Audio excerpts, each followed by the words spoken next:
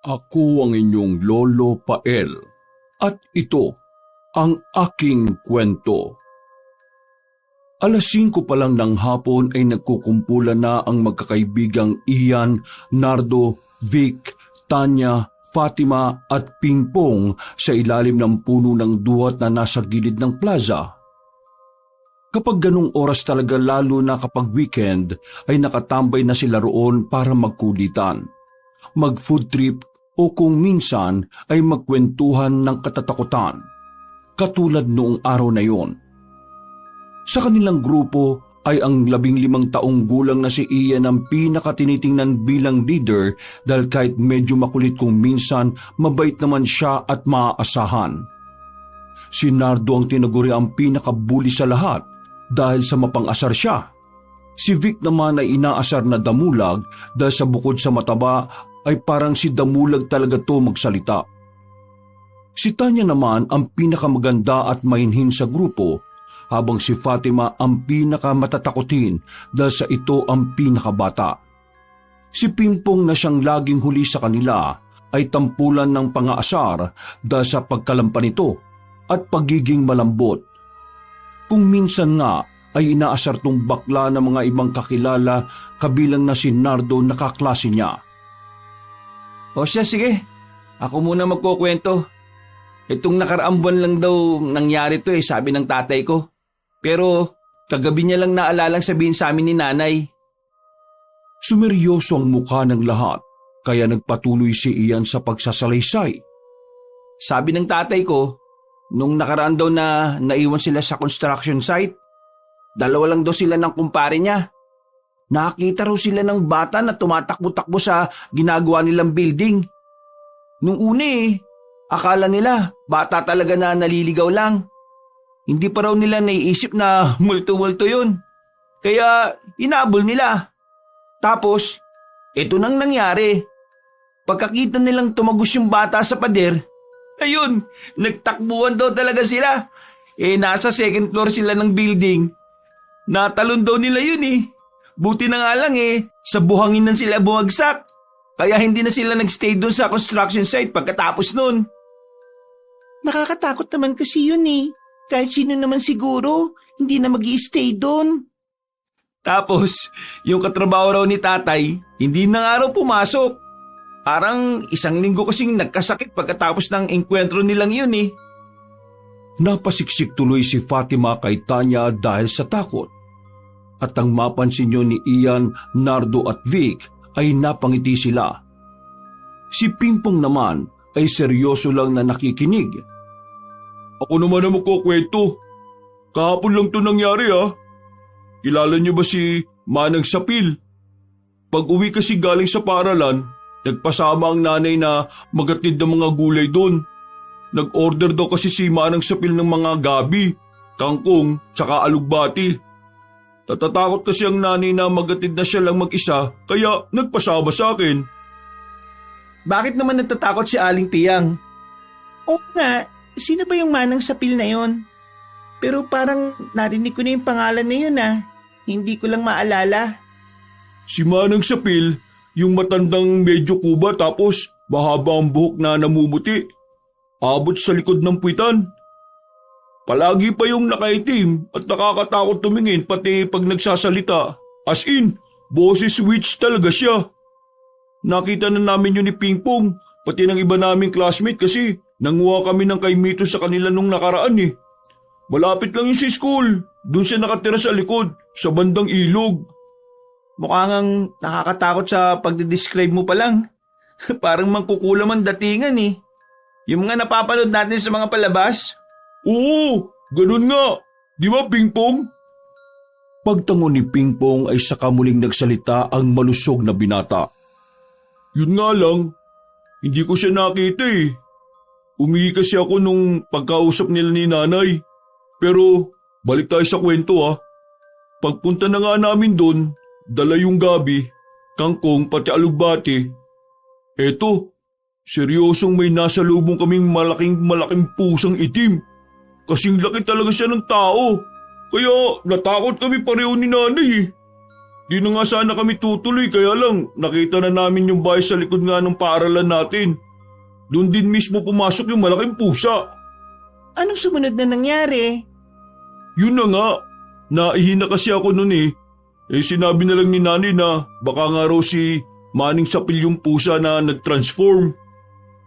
Nangilabot na naman si Fatima at napakapit kay Tanya habang sina Ian at Nardo ay napapakunot ng noo sa kaibigang nagkukwento. Ang pangit mo naman magkwento. Ito talagang ikukwento ko ang totoong nangyari. Kahapon ng madaling araw lang din to nangyari ah. Kwento ng stepfather ko kagabi pag uwi niya galing sa trabaho. Papasok na raw siya eh. Di ba madaling araw siya napasok? Nung nasa bandang kakahuyan na yung tricycle na sinasakyan nila, meron daw silang nakitang tao sa damuhan.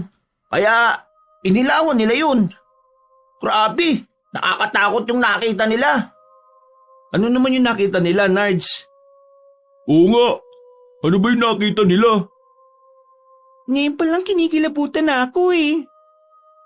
Dahil na rin sa reaksyon ng mukha ni Nardo habang nagkukwento, kaya talaga namang natangay ang lahat lalo na si Fatima na todo kung makasiksik kay Tanya at Pingpong. Nakakita sila ng tao umiebak, kaya kumariba sila ng takbo. Napakunot tuloy ang noon ni na Ian, Vic, Tanya, Fatima at Pingpong habang si Nardo ay tawa ng tawa sa kanyang kalokohan. Sus, akala ko naman nakakatakot talaga. Loko-loko ka talaga, Nards. Pasyado kasi kayong seryoso eh, kaya pinatatawa ko lang kayo. Ay nako, bahala ka dyan. Total, madilim na naman kaya simulan na natin ang paboritong laro. Sabay-sabay na napasang-ayon ng lahat, kaya namili na sila kung sino ang magiging taya. 6:30 ng gabi ay sinimulan na nga nilang magkakaibigan ng paglalaro ng tagu-taguan. Ang tagu-taguan ang paborito nilang libangang magkakaibigan kapag ganong oras lalo na kapag walang pasok. Imbis na naglalaro sila ng cellphone, nilaro nila ang makalumang laro na pangkalye na tinuro sa kanila ni Aling Biring na may-ari ng tindahan. At ang palagi nilang pinagtitripan ay walang iba kundi si Pingpong dahil may pagkauto-uto ito. Oh, Pingpong, taya ka ha. Magbilang ka na ng 10, ay hindi, 20 pala. Tapos, wag mo na lang masyadong bilisan ha. Pagkatango ni Pingpong ay tinalikuran na sila nito at sumandal sa pader habang nakapikit. Habang nagbibilang to ng hanggang 10 ay nagpulasa na nga silang lahat palayo sa may plaza. Mula sa madilim na bahagi ay pinagmasdan nila ang kaibigan na patuloy pa rin sa mabagal na pagbibilang. Ano, magsasama-sama ba tayo o maghihiwa-hiwalay? Gusto namin ni Fatima na magkakasama tayo kasi nakakatakot kapag makakahiwalay eh. Tumango ang maliit na babaeng si Fatima habang nakakapit sa best friend niyang si Tanya. Pinagmasdan naman ni Ian ang dalawang matalik na kaibigan na sina Vic at Nardo. Ano sa tingin niyo, Nards? Vic? Mas okay sa akin yung suggestion ni Tanya. Mas maganda kung magkakasama tayo para maburo talaga si Pingpong. Di ba yun naman ang plano? Sasang-ayon na sana ang lahat, kaya lang ay biglang umeksena si Nardo. Tangik, mas mabuburot siya kung ganitong gagawin natin. Uuwi tayo sa kanya-kanyang bahay natin tapos hayaan na lang natin siyang maganap. Ayos pa? Walang umimik sa magkakaibigan. Nagkatinginan lang sila ng tila ang nag-aalangan sa gagawin. Nakakaawa naman si Pingpong. Baka magtampo yun. Ano ba kayo? Kahit anong gawin natin sa taong yon, di naman yun magtatampo eh. Ano na? Decide na kagad kayo guys. Malapit na matapos yung 20 seconds na nandito pa rin tayo. Bahala kayo, basta ako, uwi na ako. Magsi-7 na rin naman ng gabi. Nagugutom na ako. Tsaka maya-maya, tawagin na tayo ng mga parents natin. Pag-alis ni Nardo ay sunundan lang siya ng tingin nila Ian, Vic, Tanya at Fatima. Hanggang tila naglaho na lang din siya sa dilim. Kaya maya-maya, nang marinig nilang malapit ang matapos si Pingpong sa pagbibilang, ay tila natataranta silang lahat. Si Vic ay tumakbo na lang din pauwi, habang si Fatima ay hinatak na rin si Tanya pauwi, kaya si Ian na lang ang natira doon. Mula sa madilim na pinagtataguan, ay pinagmasdan niya lang si Pingpong na naghahanap-hanap sa kanila sa kung saan-saan. At nakukonsensya man siya na iwan tong mag-isa sa labas, sa huli ay natangay pa rin siya ng pag-uudyok ni Nardo. Umuwi rin siya sa bahay at iniwang mag-isa si Pingpong sa labas na naghahanap sa kanila na parang tanga. Pagsapit ng 8:00 ng gabi, katatapos lang kumain ng kanilang mag-anak ay nautusan pa saglit si Ian na bumili ng soft drinks sa tapat nilang tindahan na si Naibiring, ang may-ari na kamag-anak ni Pingpong.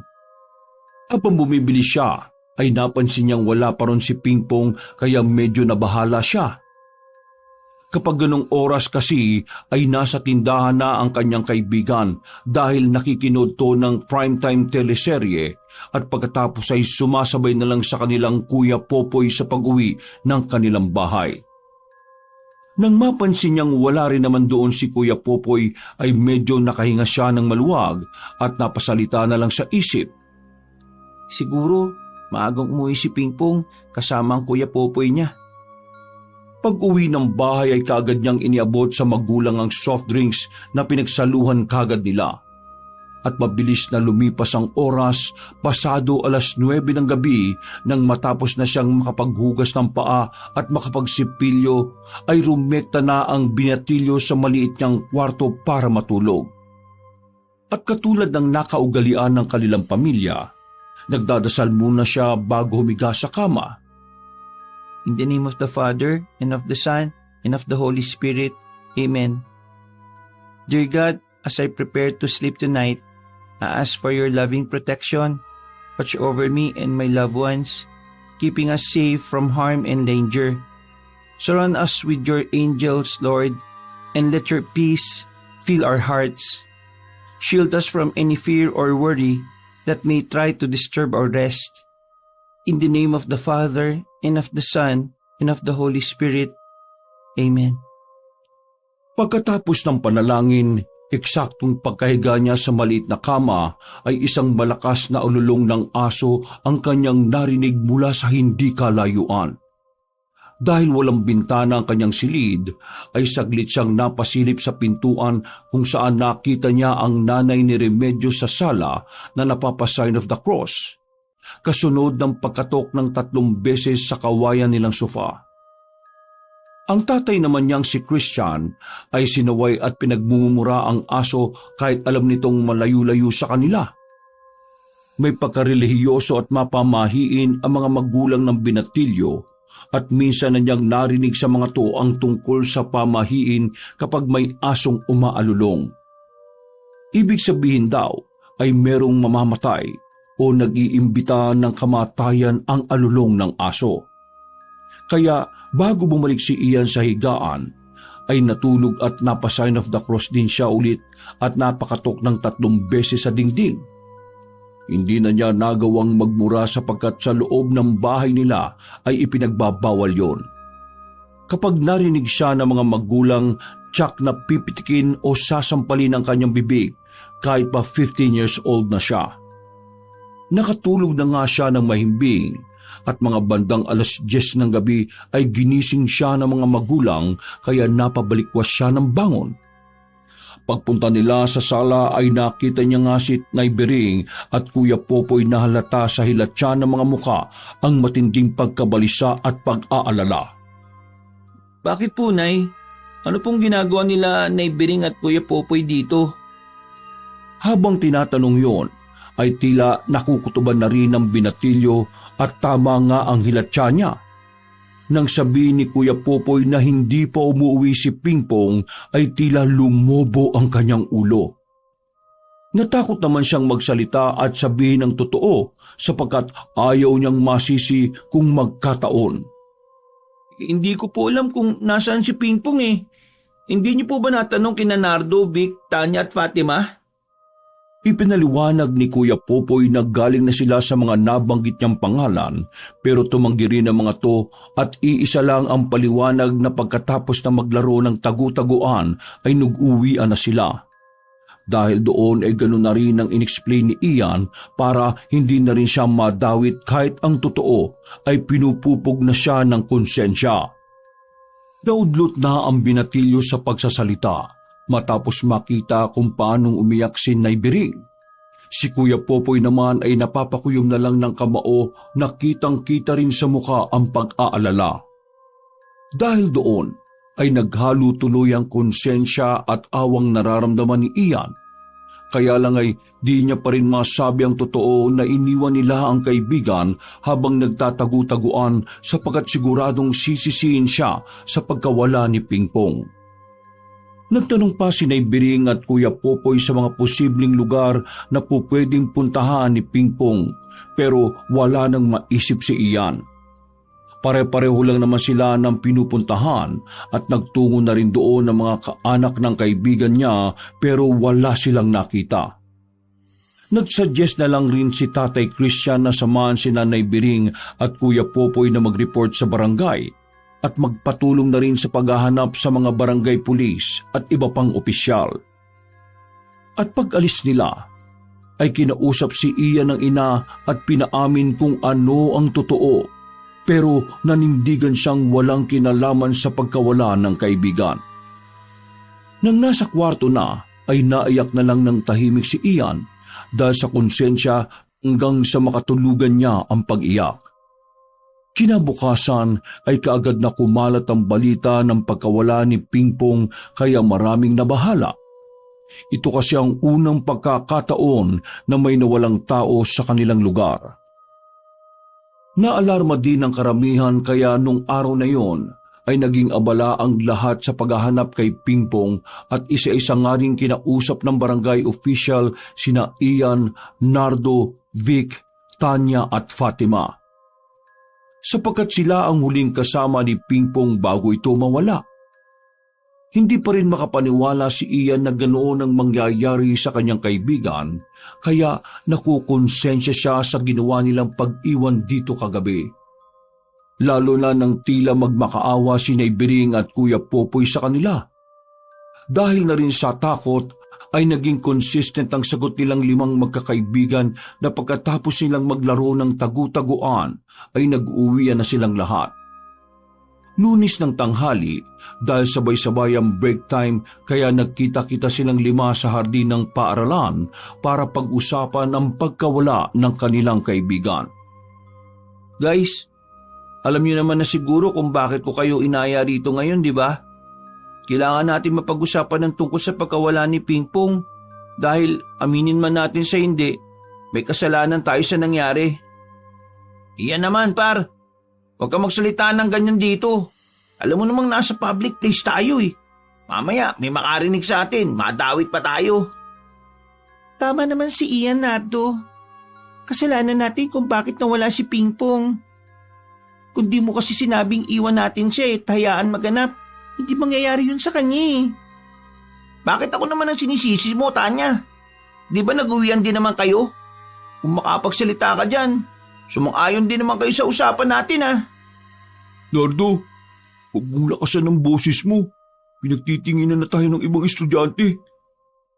Eh bakit ako lang sinasabihan mo? Bakit di mo rin sabihan si Tanya? Ayos din kayo eh no? Tama na nga yan. Nandito tayo para pag-usapan ng maayos, hindi para mag-away-away. Hindi dapat tayo nagsisisihan. Nawala na nga isa nating kaibigan eh, makakaganito pa tayo. Natahimik ang lahat dahil sa sinabing yun ni Ian. Si Fati naman ay parang maiiyak na, kaya niyakap na lang siya saglit ni Tanya na nakasimangot kay Nardo. Sa halip na nag-aaway-away tayo, bakit di na lang tayo tumulong sa paghahanap kay Pingpong? Alam natin kung saan siya napunta, bukod sa mga lugar na pinupuntahan natin. Nards, di ba magkaklase kayo at madalas na magkasama sa school? May idea ka ba? Wala naman kaming ibang pinupuntahan kapag magkasama kami sa school eh. Saka, bakit kailangan pa nating tumulong? Hinahanap naman siya ng mga pulis eh. Ipaubayan na natin yun sa kanila. Huwag niyong masamayin tong sinasabi ko sa inyo ha. Pero kasi, ayaw ko lang na madamay tayo. Pakaisipin pa ni Naibiring at Kuya Popoy Talagang may kasalanan tayo kung bakit nawala si Pingpong eh. Meron naman talaga eh. Anong binubulong mo dyan, Tanya? Lakasan mo. Nako, kung di ka lang talaga babae, nako. Ay nako, bahala na nga kayo dyan sa buhay nyo. Kung gusto nyong ma-involve, kayo-kayo na lang. Nag-walk out na si Nardo na hindi naman na pinigilan ni Ian. Napakamot na lang sa ulo ang binata habang nag-iisip kung ano ang gagawin. Pasensya na kayo guys. Babalik na muna kami sa classroom. Doon na namin itutuloy ni Fatima ang lunch. Kung may plano na kayo, inform niyo na lang kami. Tutulong kami sa paghanap kay Pingpong. Thanks. Sige, ingat kayo ah. Sige, mag-update na lang ako. Tanya, Fatima. Kakausapin ko rin lang muna ng maayos si Nardo. Pag-alis ng dalawang babae ay naiwang tahimik sina Ian at Vic dun sa garden. Habang kumakain ng malusog na lalaki, ay pinag-iisipan naman ni Ian kung saan posibleng magsuot ang kanilang kaibigan. Hanggang sa pumasok na sa utak niya ang mga hindi magagandang pangyayari na posibleng mangyari kay Pingpong. Nay ko po, wag naman sanang may masamang mangyari sa kanya. Ano bang iniisip mo ha? Kumain ka na muna kaya? Hindi nga ako makakain dahil sa mga naiisip ko, Vic. Nagpas 24 oras nang nawawala si Pingpong eh. At wala pang kahit na anong hint kung nasaan siya. Dapat kasi, hindi na natin talaga siya iniwan eh. Paano kung may kumidnap sa kanya? Ginawang alay yung dugo niya dun sa tulay na ginagawa dun sa kabilang bayan. O kaya naman, dinakip siya ng mga kulto at inalay sa demonyo. O kaya yung puting van na nangunguha ng mga tao tapos binibenta yung laman loob. Ay naku, napaparanoid ka na. Gutom lang yan. Kumain ka na nga. Kundi ako uubos yung pagkain mo. Kahit walang gana ay pinilit kumain ni Ian para na rin makapag-isip ng tama. Pagkatapos ng lunch break ay bumalik ang dalawa sa klase at mabilis na lumipas ang oras. Dahil magkalapit lang din ang bahay kaya sabay na umuwi sina Ian at Vic. Hinintay pa nila si Nardo pero nagdahilan to na sasabay sa mga klase kahit ang totoo ay umiiwas siya sa mga kaibigan. Anong nangyari ron kay Nardong putik? Alatang-alta naman na ayaw sumabay sa atin ngayon. Hayaan na muna natin. Ramdam ko naman na nagigilty siya sa nangyari kay Pingpong eh. Ayaw niya lang ipahalata. Ikaw naman Vic, parang hindi mo best friend yung tao. Sa hindi ko ma-predict yung style niyang kaibigan natin na yun eh. Hindi ako sanay na ganun siya. Ang kilala kong Nardo, bully lord. Natigilan na sa pagsasalita ang binata sapagkat bago pa sila makatawid sa kabilang kalsada, ay sumalubong na sa kanila si Manang Sapil na pareho nilang unang beses nakita. Sa hindi malamang kadahilanan, nanayo ang mga balahibo ni Ian sa magkabilang braso at batok pagkakita sa matandang medyo kuba na may mahabang puting buhok na abot hanggang sa puwitan. Mas lalo siyang nakaramdam ng hindi maganda nang panlisikan siya nito ng mga mata habang seryosong-seryoso ang muka na nangungulubot na. Hindi kaagad nakapagsalita ang magkaibigan dahil para rin silang naistatwa sa madilim at mabigat na aura ng matandang babae. Pakiwari tuloy ni na Ian at Vic ay biglang tumigil ang mundo sa kanilang tatlo at binalot sila ng nakabibinging katahimikan. Dahil nga sa sobrang katahimikan na pumagitan sa kanila, ay narinig na rin ni Ian ang tibok ng kanyang puso maging ang paglunok ng laway ng malusog niyang kaibigan. Natauhan na lang sila pareho matapos madinig na marahang nagsalita si Manang Sapil na mas lalong ikinakilabot ng mga pagkatao nila. Ikaw pala si Vic. Mabuti at nakita kita rito. Pakisabi naman ulit sa nanay mo, kay Piang, na kung may extra pa siyang pandaan at saka gabi. Hindi ko na kasi naabutan ng nanay mo sa palengke. Po? Sabihin mo na lang at huwag mong kakalimutan dahil kapag kinalimutan mo, sige ka. Sinadyang tumigil na matandang babae sa pagsasalita dahil nginitian niya ng makahulugan ng magkaibigan. Opo. Hindi ko po kakalimutan. Maigi kung ganon. Sige, mag-iingat kayo sa pag-uwi dahil uso ang mga nawawalang bata ngayon. Kapag ganitong nasa kalagitnaan na ng kabuwanan ng sultisyo, mas laganap na talaga ang mga hindi magandang pangyayari.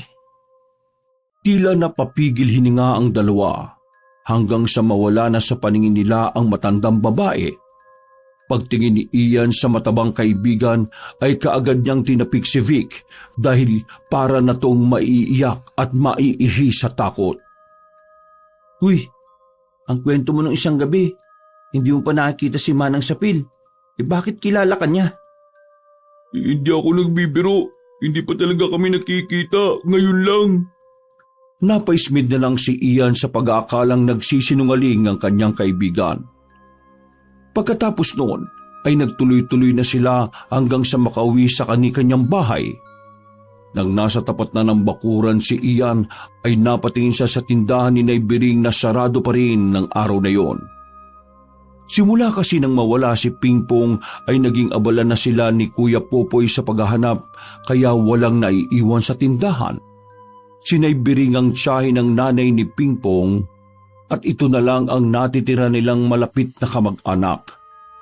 Namatay kasi ang lahat noon sa probinsya matapos magkaroon ng storm surge sa kanilang probinsya kung saan nagbabakasyon ng kanilang mga kapamilya. Kaya ngayon ay si Nanay Bering at Kuya Popoy at Pingpong na lang ang nagtutulungan na sa kasamaang palad ay nawala pa ang isa. Nakaramdam na naman si Ian ng lungkot at pagkakonsensya matapos maalala si Pingpong. Sana, ayos ka lang, Pong. Kung nasaan ka man ngayon, magpakita ka na at umuwi ka na para hindi na mag-alala si Naibiring at Kuya Popoy mo. Pasado 8:30 ng gabi, pagkatapos maghilamos ng muka at paa, ay kaagad dumiretsong binata sa kanyang silid para manalangin ng taimtim. In the name of the Father, and of the Son, and of the Holy Spirit. Amen. Dear God, as I prepare to sleep tonight, I ask for your loving protection. Watch over me and my loved ones, keeping us safe from harm and danger. Surround us with your angels, Lord, and let your peace fill our hearts. Shield us from any fear or worry that may try to disturb our rest. Pahabol pa po pala, Lord. Kung nasaan man po ngayon ng kaibigan kong si Pingpong, dalangin ko po na ingatan niyo po siya.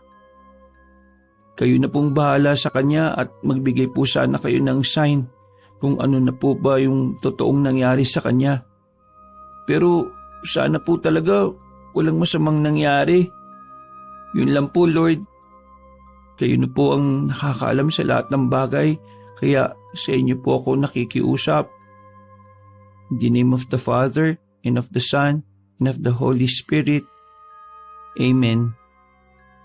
Kahit hindi madalaw-dalaw ng antok, ay sinikap niyang makatulog dahil maaga pa ang pasok bukas sa school. Dahil na rin sa lalim ng kanyang mga iniisip, ay hindi niya na namalayang tinangay na ang kanyang diwa sa pinakamalalim na antok.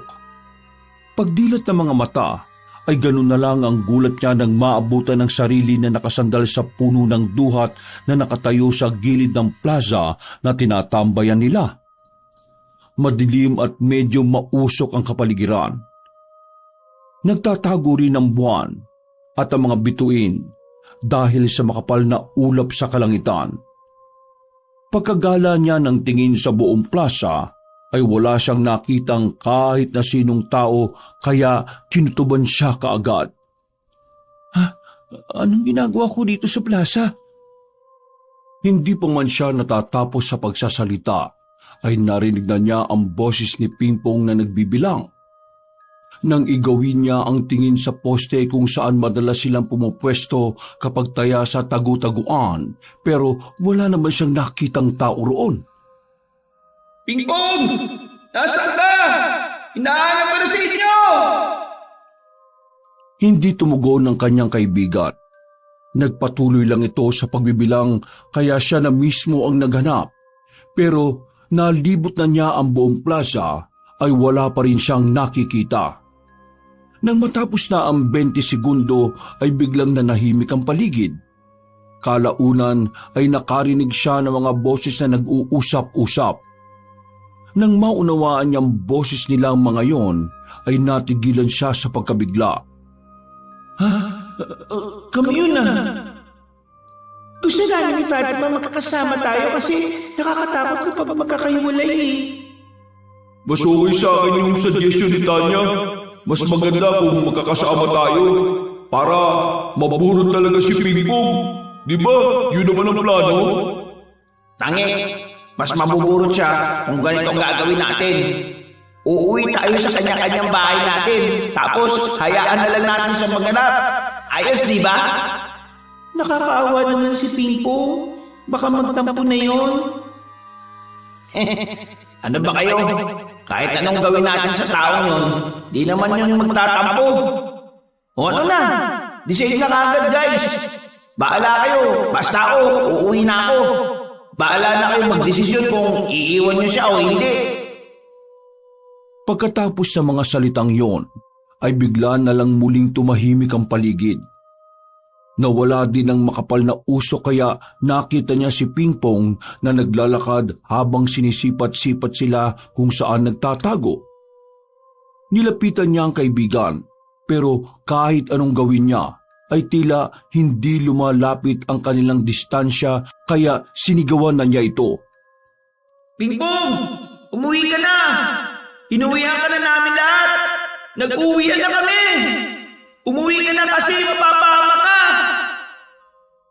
Napahinga ng maluwag si Ian pagkakita niyang tumigil na sa paghahanap sa kanila si Pingpong. Tila ba narinig nito ang kanyang pagsigaw kaya naglakad na ang lalaking lalampa-lampa pauwi ng bahay. Sinundan naman niya si Ian upang makasigurong makakauwi. Kaya lang tila biglang nag-iba ang ihip ng hangin. Isang mabigat at madilim na puwersa ang biglang lumukob sa paligid. Pamilyar ang pakiramdam kaya natigilan siya saglit habang nagpapalinga-linga sa madilim na kapaligiran. Pagbaling niya sa harapan ay wala na roon si Pingpong pero ang mabigat at madilim na puwersa ay mas lalong dumoble. Kaya napayakap na siya sa sarili dahil sa matinding kilabot na hatid nito. Pingpong! Nasaan ka na? Umuwi ka na sa inyo! Pakiusap! Umuwi ka na! Bago pa niya matapos ang pagsasalita, ay nadinig niya ang malakas na paghiyaw ni Pingpong mula sa hindi kalayuan. Dahil doon, ay napatakbo siya para sa kluluhan ng kaibigan kaya hindi niya rin alam kung saan to pupuntahan.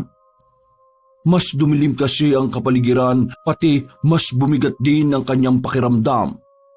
Doon niya lang din napagtanto na parang hindi siya umaali sa pwesto kaya napasigaw siya ng husto. Pingpong! Pingpong! Pingpong, nasaan ka? Pingpong! Isang nakagigimbal na imahe ng matandang babae ang sumambulat sa kanya. Dahilan para siya ay takot na mapabalikwas ng bangon sa kama habang sumisigaw. Dahil sa takot ay kamuntikan pa siyang mahulog sa kama. Mabuti na lang ay biglang dumating si Nanay Remedios at Tatay Christian na kaagad binuksan ng ilaw ng kanyang kwarto. Nang makita nilang umiiyak ang anak habang pawis na pawis, ay kaagad nilang tong nilapitan at niyakap para patahanin at pagaanin ng loob. Nay, Tay, napanaginipan ko po si Pingpong. Sumisigaw siya. Parang humingi siya ng tulong sa akin eh.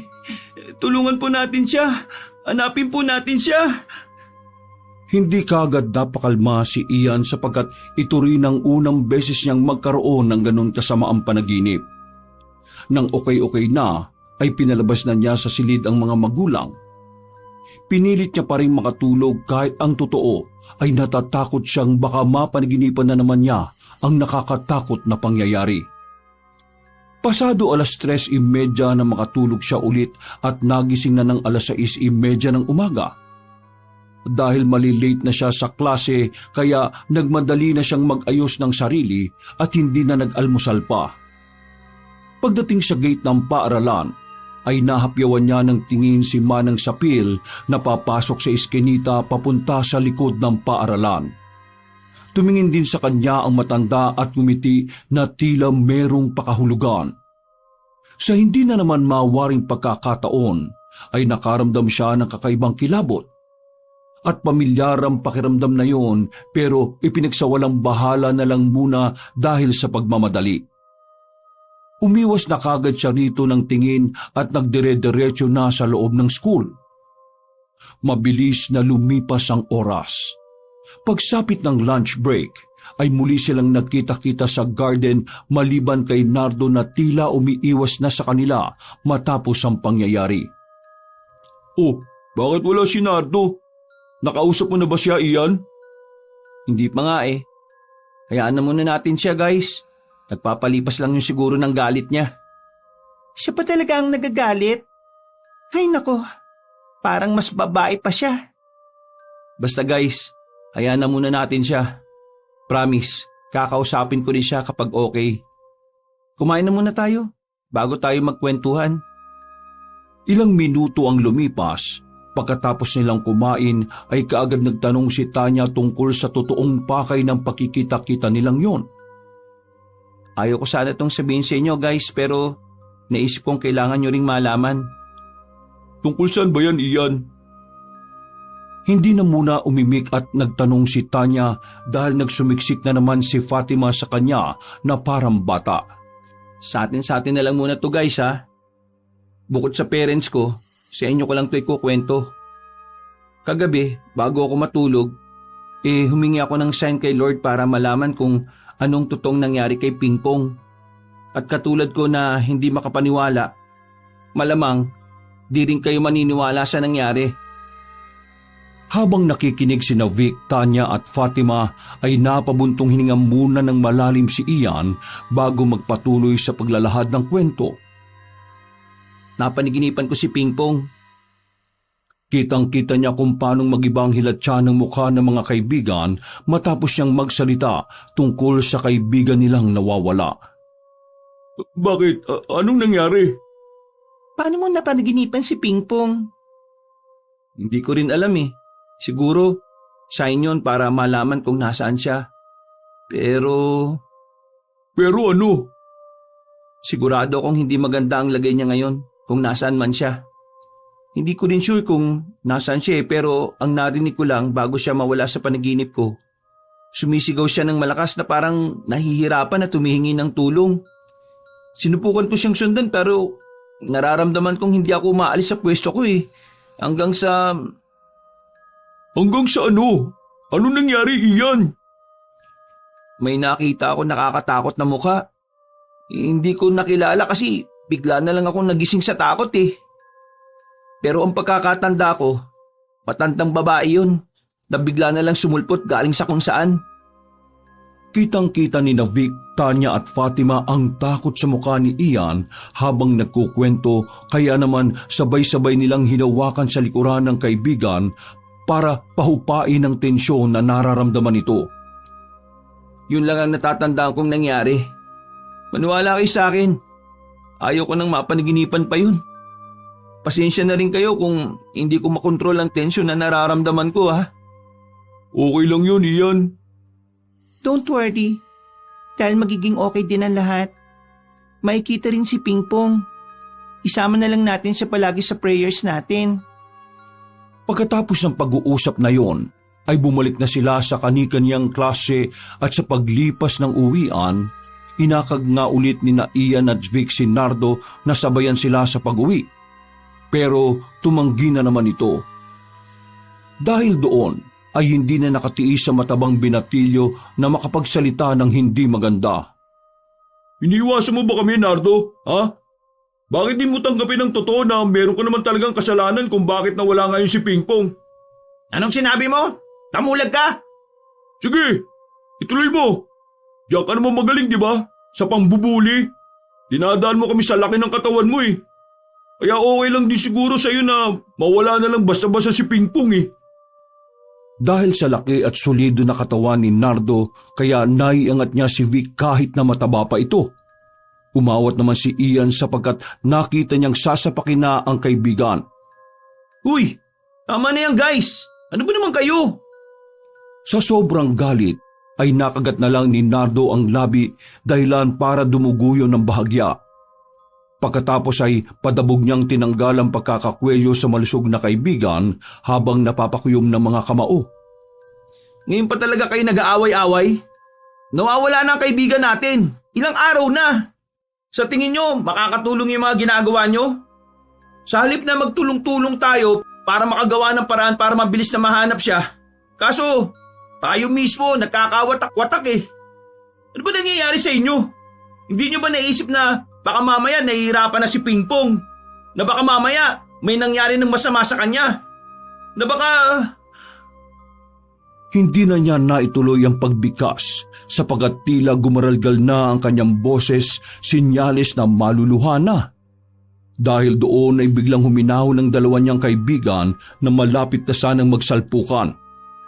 Saglit siyang nagpunas ng muka para pigilan ang napipintong pag-iyak at pagkatapos ay muli siyang huminga ng malalim bago magsalita ulit. Kung mahirap na itong nangyayari para sa atin, paano pa kaya kina Nanay Biring at Kuya Popoy, di ba? Sana naman guys, makipag-cooperate tayo lahat na hanapin si Pingpong. Pasensya na tol, Ian. Pero wag nyo na muna akong isama sa trip nyo.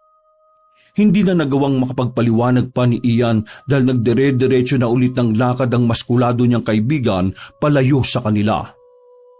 Napaturo na lang tuloy si Vic dito habang halatang halata sa itsura ng muka ang matinding pagkabanas. Hayaan mo na yung si Nardo. Hindi natin siya kailangan, no? Maraming tutulong para mahanap ang kaibigan natin. Ikaw naman kasi, bakit mo naman pinagsalita ng ganun yung tao? Malaki lang ang katawan nun, pero may puso't damdamin pa rin si Nardo. Nasasaktan din yun. Sabi ko nga sa inyo, di ba? Hindi lang siya nagsasalita pero nagigilty rin yun. Kaya sa susunod na magkita tayo, mag-sorry ka kung ayaw mong ako naman na magalit sa'yo. Oo na. Tara na nga. Pagdating ng dalawa sa bukana ng iskinita, papasok sa kinaroroonan ng kanilang mga bahay ay eksakto naman na nasa lubong na naman nila si Manang Sapil na may dalang supot. Dahil doon, ay biglang naalala ni Vic ang tungkol sa kahapon kaya napatingin siya sa kaibigan na punong-puno na naman ng takot. Nang katapat na nila ang matandang babae ay bigla na namang nakaramdam ng kakaibang kilabot si Ian.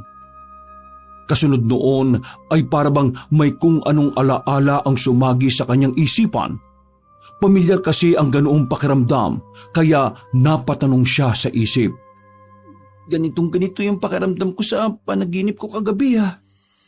Vic, rumekta na ako sa bahay niyo kasi sabi ng nanay mo doon na lang daw ako dumiretso. Hindi mo naman pala sinabi ang bili ko sa iyo kahapon. Ikaw talagang bata ka. Pasensya na po. Nakalimutan ko talaga. Nawala po talaga sa isip ko. Ayos lang. Buti ba tong si Ian, hindi nakalimot kahit na sa pakiramdam. Dahil sa narinig ay mas lalong kinabahan ng magkaibigan at nagtaka rin ng husto si Ian sapagkat tila ba nahiwatigan ng matandang babae ang nararamdaman niya. Hindi na sila nakapagsalita pa pagkatapos noon dahil nagtuloy-tuloy na sa paglalakad si Manang Sapil na nagpahabol pa ng huling salita. Mag-iingat kayo sa paghahanap ng kaibigan nyo. Hanapin nyo ang tamang tao na makakatulong sa inyo. Nang mawala na sa paningin nila ang matandang babae ay pareho silang nakahinga ng maluwag. Pagkadaka ay napahawak ang matandang binatilyo sa balikat ng kaibigan na napatanong bigla. Paano niya nalaman kung sino ka, ha? Hindi ko rin alam eh. Pag-uwi ng bahay ay tila nawala na naman sa konsentrasyon si Ian dahil sa nangyari kanina. Paulit-ulit na nagritmo sa utak niya ang mga sinabi ni Manang Sapil na parabang may pakahulugan. Mag-iingat kayo sa paghahanap sa kaibigan nyo. Hanapin nyo ang tamang tao na makakatulong sa inyo. Ano kayang meaning ng mga sinabi niya kanina? Feeling ko talaga may pakahulugan yun eh. Ay, ano ba naman to? Pagkatapos siya magilamos ng katawan, ay pumasok na kaagad siya ng kwarto para hindi mahalata ng mga magulang na balisa na naman siya at hindi mapakali. Idinaan na lang muna niya ang lahat sa panalangin para gumaan na rin ang pakiramdam niya. In the name of the Father, and of the Son, and of the Holy Spirit. Amen. Dear God, as I prepare to sleep tonight, I ask for your loving protection. Watch over me and my loved ones, keeping us safe from harm and danger. Surround us with your angels, O Lord, and let your peace fill our hearts. Shield us from any fear or worry that may try to disturb our rest. And Lord, kung sakaling mapanaginipan ko ulit si Pingpong, please po, help me na matulungan siya at magising ako kung sakaling hindi na maganda ang nangyayari. Hindi po ako titigil hanggat hindi nakikita ang kaibigan ko. Yun lang po, Lord God. In the name of the Father, and of the Son, and of the Holy Spirit. Amen. Naging maayos naman ang tulog niya pagkatapos manalangin sa Panginoon. At lumipas ang 1 linggo ng pagkawala ni Pingpong, gabi-gabing napapanaginipan ni Ian tungkol sa pagsigaw at paghingi ng tulong ng kanyang kaibigan. Pero palaging hindi naman niya to nakikita sapagkat palagi ring may sumusulpot na matandang babae na hindi niya mamukhaan kung sino. Hindi na muna niya ito ikinukwento sa mga magulang pati sa mga kaibigan sapagkat ayaw na niyang abalahin pa ang lahat at baka mag-alala pa ang mga ito. Sa tuwing makikita sila sa garden ng school kapag lunch break ay hindi na sumasama si Nardo. Tuluyan na nga lumayo ang loob nito sa nangyari kaya lalo lang nagalit sa kanya si Tanya. Si Vic naman ay nakahingi na rin ng sorry pero nag-iba na talaga ang kanilang samahan simula nang mawala si Pingpong. Isang hapon, dahil absent si Vic, gawa ng sinamahan nito ang ina sa pamilihang bayan, kaya naman mag-isang naglakad pa uwi ng bahay si Ian. Naisip ng binata na magtungo muna sa simbahan para makapag-alay ng dasal sa nawala niyang kaibigan. Pagpasok ay nag-alay kagad siya ng prayer para kay Pingpong. Lord, lagpas 1 week na po pero wala pa rin lead kung nasaan si Pingpong. Umaasa pa rin po ako, Lord, na buhay siya pero nahihirapan pa rin sa kanyang lagay. Palagi ko pa rin po siyang napapaniginipan kaya sana naman po makita na siya. Kahit ano man po ang mangyari basta makita lang siya. Tatanggapin po namin. Pagkatapos mag-alay ng dasal, ay dumiretso siya sa sindihan ng kandila at nagsindi siya ng isa. Nang paalis na siya, ay eksaktong nakaramdam na naman siya ng kakaibang presensya kaya kaagad niyang iginala ng tingin ang kanyang mga mata. At nakita niya mula sa hindi kalayuan si Manang Sapil na nakatingin sa kanya na matalim. Umiwas kaagad siya ng tingin dito at nagtuloy-tuloy na sa paglalakad. Pero napansin niyang tila sumusunod ang matandang babae kaya huminto siya sa mismong tapat na malaking gate ng simbahan. At saka lakas loob niya yung nilingon at tinanong. Sinusundan niyo po ba ako? Ano pong kailangan niyo sa akin? Habang tinatanong niya ang matanda, ay ramdam na ramdam niya ang kakaibang presensya na alam niyang nanggagaling sa matandang babaeng kaharap. Bakit hindi po kayo magsalita ngayon? Natigilan na siya matapos tumitig ng mabalasik si Manang Sapil. At kitang-kita niya kung paanong nagsapusa ang itim nitong mga mata kaya napaatras siya ng bahagya dahil sa takot. Nang tatalikod na siya para maglakad palayo, ay saka naman nagwika ang matandang babae dahilan para siya ay mapahinto at muling mapalingon dito. Naririnig mo pa rin ba ang mga sigaw niya? Hanggang hindi nahahanap ang kaibigan mo, hindi rin titigil ang panaginip na yon. Paulit-ulit tong mangyayari. Paulit-ulit mong maririnig ang paghingi niya ng tulong. Ang takot, ang pangingilabot, at ang pakikipagtagpo sa taong hindi mo inaasahan. Hanggang sa mapagod ka at sumuko. Hanggang sa hilingin mo na tumigil na ang mga pangitain. Sa oras na mangyari yon, tapos na ang lahat. Maaring imposible na ang makita pa siya. Matapos siyang marinig ang mga sinabi ni Manang Sapil, ay unti-unting gumapang ang matinding kilabot sa buo niyang pagkatao. Simula sa talampakan na dumaloy papuntang tuhod, paakyat sa tiyan hanggang sa magpaikot-ikot to sa kanyang dibdib. Dahil doon ay bumilis ang tibok ng kanyang puso na parang may mga nagkakarerahang maliliit na daga rito na gusto ring kumawala. Nang maabot ng tensyon ng kanyang batok, ay napahawak siya roon habang takot na nakatingin kay Manang Sapil na babagsik pa rin ang tingin sa kanya. Bigla rin siyang nagkaroon ng realization habang nagkakatitigan sila ng matandang babae. Kaya mas lalong trumipli ang takot na nararamdaman niya. Ang pakiramdam na to, naaalala ko na. Ikaw yun. Ikaw nga yung matandang babae sumusulpot sa panaginip ko. Naudlot na ang kanyang pagsasalita sapagkat doon niya lang napagtanto na wala na pala si Manang Sapil sa kanyang harapan.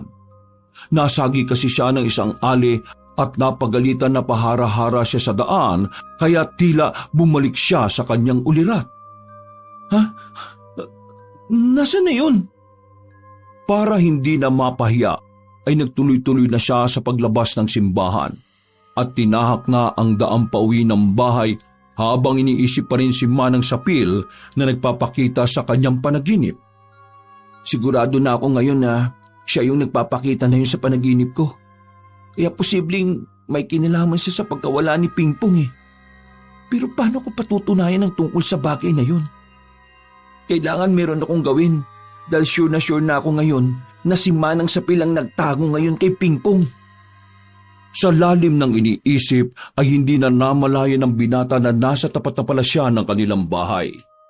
Nang umarap siya sa katapat na tindahan, ay nakita niyang bukas na ulit to at nandun sa harap si Nay Biring na pinagbibilhan ng isang customer. Napabuntong hininga siya pagkakita sa matandang ginang na malungkot pa rin ang pagmumukha. Noon kasi ay masayahin at malakas ang boses nito sa tuwing merong bumibili. Palagi rin tong nakikipag-usap sa mga customer kahit na hindi kakilala. Wag po kayong mag-alala, Nay Biring, Kuya Popoy. Malapit nang makita si Pingpong. Sinisiguro ko po yun sa inyo. Pagkatapos magapunan at maghugas ng mga pinagkainan, ay nagilabos na kaagad ng katawan si Ian. Nang makapagbihis na ng pantulog ay kaagad siyang nagtungo sa kwarto para matulog dahil weekend na kinabukasan. Kaagad siyang dumulog ng panalangin sa pag-asang makakakuha na naman ng hint sa kanyang panaginip. Subalit bigo siya. Kinabukasan ay walang kahit na anong panaginip na nangyari kaya pagkagising niya ay medyo nagtaka rin siya. Bakit tumigil na yung mga panaginip ko tungkol kay Pingpong? Anong nangyari? Baka kagagawan to ng matandang yun ha. Dali-dali siyang bumangon at hindi na halos nag-almusal dahil gusto niyang puntahan ng mga kaibigan para ikwento rito ang mahalagang bagay na yon. Kaya lang pagpunta niya sa bahay ni Vic ay naabutan niya si Aling Piang na inaalalayan ang kaibigang nakasaklay. Oh, Aling Piang, ako na pong tutulong sa kanya papasok sa loob. Nang nasa sala na sila, ay pansamantalang umalis ang ginang dahil may inaasikaso pa ito sa kusina. Kaagad namang kinumpronta ni Ian ang kaibigan. Oh, anong nangyari sa iyo, Vic? Habang binubuhat ko kasi yung mga paninda namin, hindi ko nakita yung batong maliit. Ayun, natalisod ako. Napilayan ng paa ko. Isang linggo raw bago humilom, sabi ng manghihilot eh. Teka, bakit ka pala napadaan dito? Ang aga-aga pa ah. May idea na ako kung nasaan si Pingpong. Ha? Totoo ba yan? Shh! Huwag ka munang maingay. Di pa ako sigurado pero naalala mo yung kinukwento ko noong na nananaginip ako tapos may sumusulpot na matandang babae sa panaginip ko? Oo, naalala ko. Anong meron dun? Si Manang Sapil pala yun. Shh! Kaya huwag kang maingay. Baka marinig tayo ng nanay mo. Paano mo naman nasabi yun? Nagkita kami sa simbahan kahapon. Tapos may mga sinabi siya sa akin tungkol kay Pingpong. Alam niya rin yung tungkol sa panaginip ko. Tapos yun, bigla ko napagtagni-tagni ang lahat. Kaya sure akong may kinalaman siya sa pagkawala ng kaibigan natin. Hala ka, kaya pala sabi ni nanay, may napansin nga raw siyang kakaiba dyan kay Manang Sapil. Kasi palaging nabili ng mga gulay tapos minsan naghahanap daw sa kanya ng mga halamang gamot na hindi naman niya itinitinda. Nagpapahanap nga rin sa kanya ng mga ugat-ugat ng kung ano-anong halaman. Di ba, gawain niyo ng mga mangkukulam? Malaki ang chance. Kasi paano siya nakakapasok sa panaginip ko? Maliban na lang kung may ginagawa siyang orasyon. At saka nakilala niya tayo eh. Kahit na hindi pa naman natin siya kilala, kaya siguradong mangkukulam siya. Kaya, Vic, posibleng itinago niya ang kaibigan natin. At dapat makapasok tayo sa bahay niya at mapatunayan yun. Nakakatakot kung totoong mangkukulam nga siya. Paano tayo makakapasok sa bahay niya? At saka pala, anong dahilan niya para itago si Pingpong? Bigla ko lang din naalala yung kwento ni Nardo na namita sila ng bunga ng kay Mito. Malamang, nagalit yung matandang mangkukulam na yon, kaya binigyan niya ng leksyon si Pingpong. Bakit sila Nardo? Saka yung iba nilang classmate, hindi naman na paano ah. Hindi ko rin alam. Malalaman lang natin yan kapag nakapasok na tayo sa bahay ni Manang Sapil.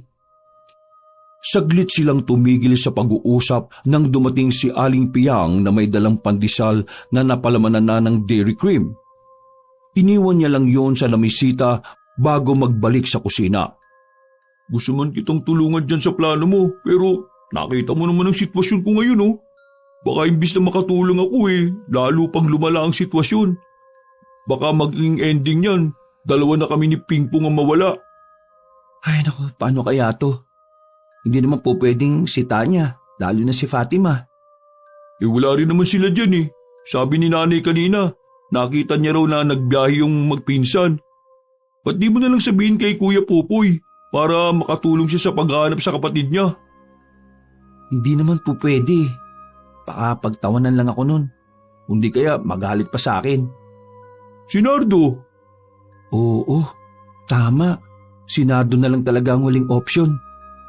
O sige na, maiwan na muna kita dito Salamat sa pandesal.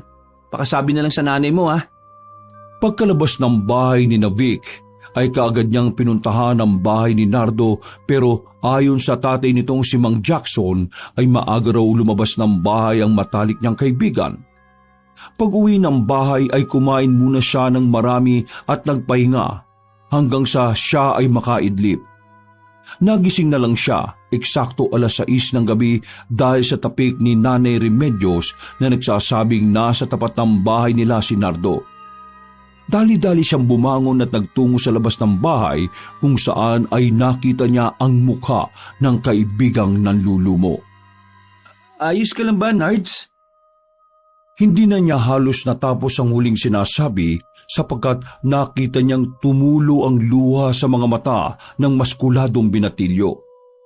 Niyakap niya kaagad to ng mahigpit hanggang sa nagdire-diretso na yun ng iyak. Ayos lang yan, Nards. Sige lang, iiyak mo lang ang lahat. Nang kumalma na ang kaibigan, ay nagtungo sila sa puno ng duwat sa gilid ng plaza na madalas nilang tambayan noon na magkakaibigan. Doon ay nag-usap sila ng masinsinan tungkol sa pagkawala ni Pingpong. Simula na mawala si Pingpong, gabi-gabi na akong hindi makatulog na maayos dahil sinisisi ko talaga yung sarili ko. Tama naman si Tanya at Vic eh. Kung di ako nagpasimuno na iwan siya at mag-uwian, sana hanggang ngayon, kasama pa natin siya. Ako ang dahilan kung bakit nawawala siya hanggang ngayon eh. Okay lang na maramdaman mo yan. Pero hindi mo naman kasalanan ng lahat eh. Wala tayong dapat sisihin. Magkakaibigan tayong lahat. Hindi natin ginusto ang mga nangyari. Kung pwede lang ibalik ang panahon. Hindi na natin maibabalik ang nangyari na. Pero may ideya na ako kung saan natin pwedeng makita si Pingpong. Pakinggan mong mabuti ang ikukwento ko ha. At kailangan ko ng tulong mo para mailigtas natin ang kaibigan natin. Nanlaki ang mga mata ni Nardo habang nakatingin sa kaibigan na nagpatuloy ng pagkukwento. Nang marinig ni Nardo ang buong kwento, ay hindi siya nagdalawang isip na tulungan si Ian na pasukin ang bahay ni Manang Sapil. Dati pa naman kasi pasikretong lumalaganap ang patungkol sa pagiging mangkukulam na matandang babae. Lumakas din ang hinala ng matipunong binata dahil naalala niya kung paanong nagalit si Manang Sapil sa kanila ni Pingpong noong nanguha sila ng bunga ng kay Mito sa bakuran nito nang walang paalam. Ito ang tinitingnan nila ngayong rason para itago na matandang mangkukulam ang kanilang kaibigan. Umanda siya sa akin kapag hindi niya inilabas si Pingpong. Kahit mangkukulam pa siya at matandang babae, ipapatikim ko sa kanya ang kamuo ko. Nag-usap na tayo tungkol dyan, Nards, di ba? Hindi natin kailangan magpakita sa matandang mangkukulam na yon. Ang kailangan natin ay patunay na nandun sa bahay niya si Pingpong. Kung sakaling mapatunayan natin, hihingi na tayo ng tulong sa mga kinauukulan. Pero kung kaya nating iligtas si Pingpong, ililigtas ko siya kahit na anong mangyari. Pakiramdam ko, ako talagang responsable kaya siya nawala eh.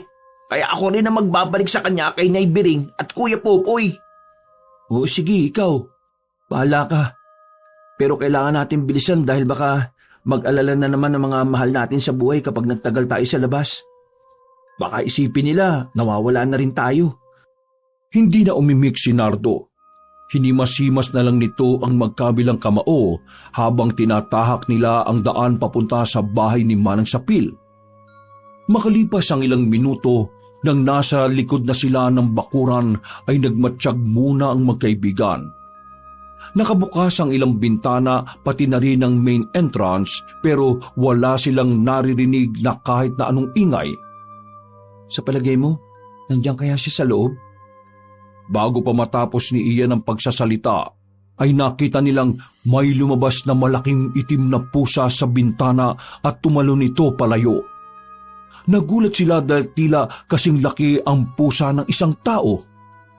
Dahil doon ay nakatinginan sila na sabay ding naalala ang ikinuwento noon ni Vic tungkol sa nasabing hayop. Siya yung pusang itim na yun. Naalala mo yung kwento ni Vic? Nung gabing bago mawala si Pingpong? Pagkatango ni Ian ay wala na silang inaksayang oras pa. Maingat at marahan silang naglakad papasok sa loob ng bahay ni Manang Sapil. Pagdating sa sala ay wala silang nakitang kahit na sinong tao subalit tila nagulat sila matapos tumambad sa kanilang paningin ang iba't ibang uri ng garapon na nasa shelves. Ang laman ng mga garapon ay iba't ibang uri ng mga halamang gamot at ugat na nakababad sa tubig. Kaya pala, nagpapahanap si Manang Sapil ng kung ano-anong halamang gamot at ugat kay Aling Piyang. Siguradong ginagamit niya yun sa pangkukulam. Tara, magmadali na tayo. Nakakabatong mga nakikita natin, Nards. Oo nga, mag-iwalay na muna tayo. Ikaw ang pumunta sa kwarto, ako sa bandang kusina para mas mabilis. Matapos magkasundo ng dalawa, ay kaagad din silang kumilos.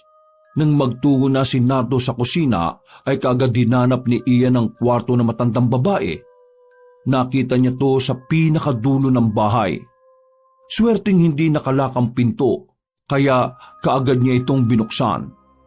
Ganun na lang ang pagkagimbal niya matapos makita ang iba't ibang size ng isang taong ribultong nakahubad pero ang ulo nito ay trianggulo at may simbolo ng isang mata sa gitna.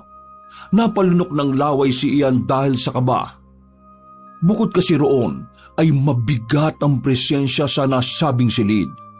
Pero kahit natatakot ay nilakasan niya pa rin ang loob. Gamit ang maliit na flashlight ay nilibot niya pa ang kwarto hanggang sa makita naman niya sa kabilang dulo ang iba't ibang laki na mga manikang ginagamit ng mga mangkukulam sa pagbibigay ng sumpa. Diyos ko po, makalis sana kami rito ng ligtas at mahanap na namin si Pingpong.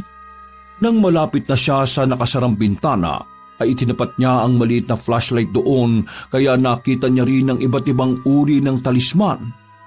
May nakita pa siyang kwintas na gawa sa buto ng tao at hayop pati dream catcher. Nang ibaba niya sa sahig ang flashlight ay doon na siya nagimbal ng husto sa kanyang nakita. Ang kaparis na tsinelas ni Pingpong ay naroon at may bakas pato ng dugo. Nanginginig niyang kinuha ang tsinelas at pinagmasdang mabuti. Nang makumpirma sa kaibigan nga ito, ay napapikit siya matapos makaisip ng hindi maganda. Bigla rin niyang naalala ang pagsigaw ni Pingpong at paghingi ng tulong kaya unti-unti na namang namuo ang luha sa kanyang mga mata. Pingpong, mahanap ka rin namin. Kaunting tiis na lang. Pagkakuha sa tsinelas ay dali-dali siyang lumabas ng kwarto at pinuntahan si Nardo sa kusina. Nang makita niya ang kaibigan ay kaagad niya itong nilapitan sapagkat tila nakatulala ito sa kabilang pinto na parang merong pinagmamasdang kung sino. Nards, nakita kong isang pares ng tsinelas ni Pingpong. Kaya siguradong alam nga ni Manang Sapil kung nasaan ang kaibigan natin.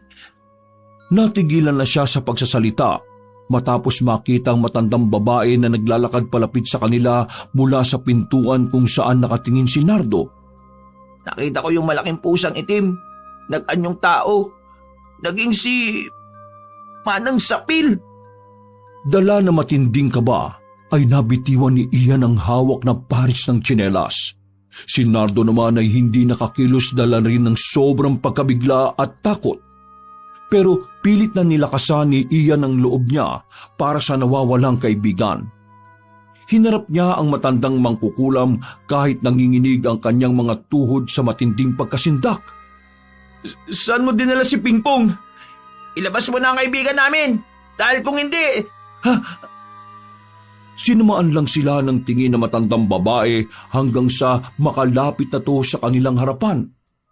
Dahil sa matinding takot at panginginig, kaya sabay na napaupo sa sahig sina Nardo at Ian. Ian, makinig ka. Tumakbo ka na.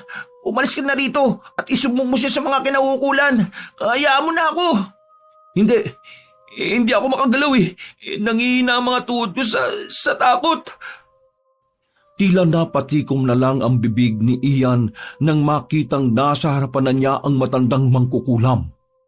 Rumipli pa ang takot nila nang damputin niya ang paris ng tsinelas ni Pingpong habang ngumingiti. Nagkakamali ka yata ng ideya, Ian.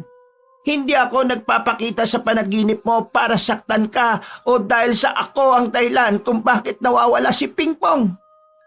Anong sinasabi mo? Kung hindi ikaw ang dahilan, bakit nasa iyo ang isang pares ng tsinelas ni Pingpong? Nakita ko to kung saan nangyari ang krimen. Tumayo kayo dyan at sumunod sa akin. Ipapaliwanag ko sa inyo ang lahat. Kagad naglakad ang matandang babae papunta sa sala, kaya nagkatinginan na lang ang magkaibigan habang nanatiling nakaupo sa sahig.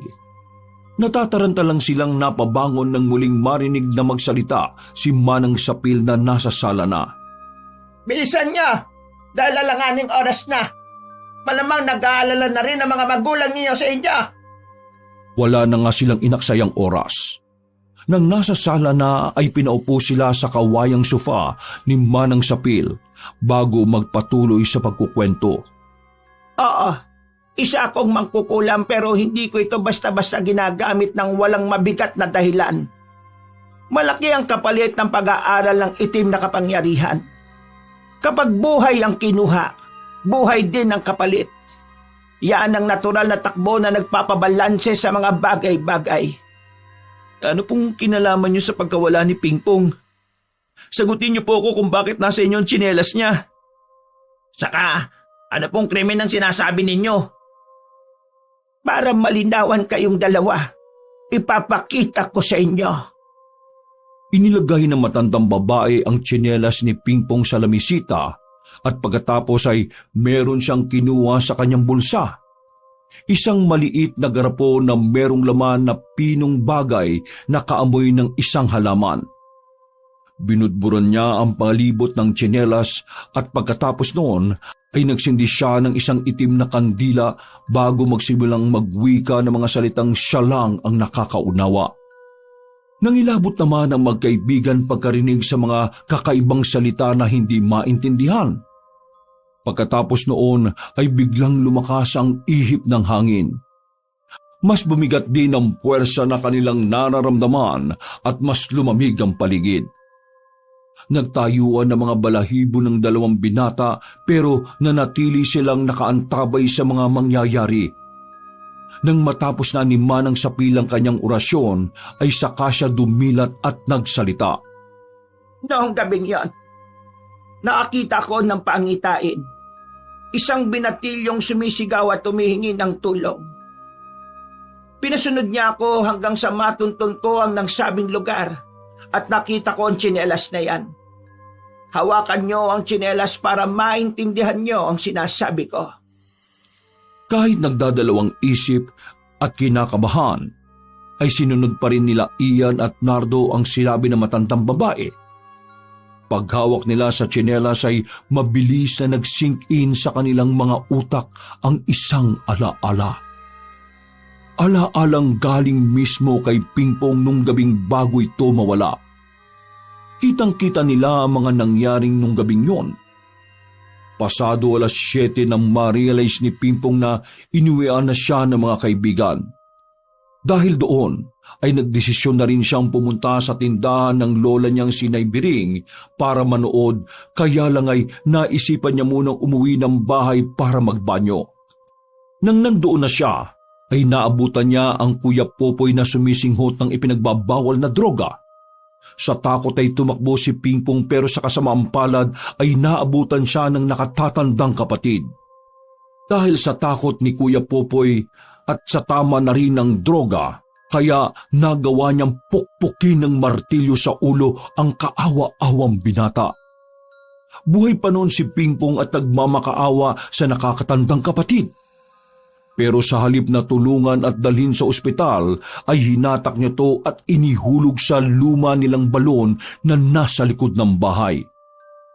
At dahil sa may kalayuan ng bahay ni Pingpong sa mga kapitbahay, kaya kahit na anong sigaw at hingi niya ng tulong, ay walang nakakarinig hanggang sa bawian na lang siya ng buhay. At kahit umaalingasaw ang kanyang bangkay, ay wala pa rin makakaamoy na ibang tao dahil nasa liblib silang lugar. Bakit ganito nangyari sa iyo, Pingpong? Sorry, at hindi ka namin nailigtas kaagad, Pingpong. Gabi-gabi ako nagpapakita sa panaginip mo dahil gusto kong lumapit ka sa akin para ipakita ko sa iyo tong totoong nangyari. Gusto mo mang tulungan ang kaibigan niyo, pero yun na talaga ang kapalaran niya. Ngayong nakita niyo na ang totoong nangyari, kayo na ang bahalang magsumbong sa mga otoridad. Umiyak ng umiyak sina Ian at Nardo matapos masaksihan ng totoong pangyayari. Pagkatapos ng tagpong yun ay kaagad nga nilang itinuro ang totoong salarin na si Kuya Popoy na mismong kapatid ng biktima. Hindi makapaniwala ang lahat, lalo na nang madiskubring gumagamit ng ipinagbabawal na gamot si Popoy. Maraming nakumpiska ang mga pulis sa kanyang kwarto, kaya kaagad siyang hinuli at ikinulong. Nang kunin naman ang bangkay ni Pingpong sa ilalim ng balon, ay naaagnas na ito. Inuuod at namamahod dahil sa inabot na ito ng halos 2 linggo roon. Naiyak na lang sina Ian, Nardo, Vic, Tanya at Fatima dahil sa hindi magandang sinapit ng kanilang kaibigan sa mismong kamay pa ng kapatid nito. Mahirap man tanggapin, ay pinilit nilang lahat na makamove on. Nagpasalamat din sila sa malaking tulong na ginawa ni Manang Sapil at humingi na rin sila ng tawad dito. Dahil sa panghusga nila rito bilang isang mangkukulam. Wakas!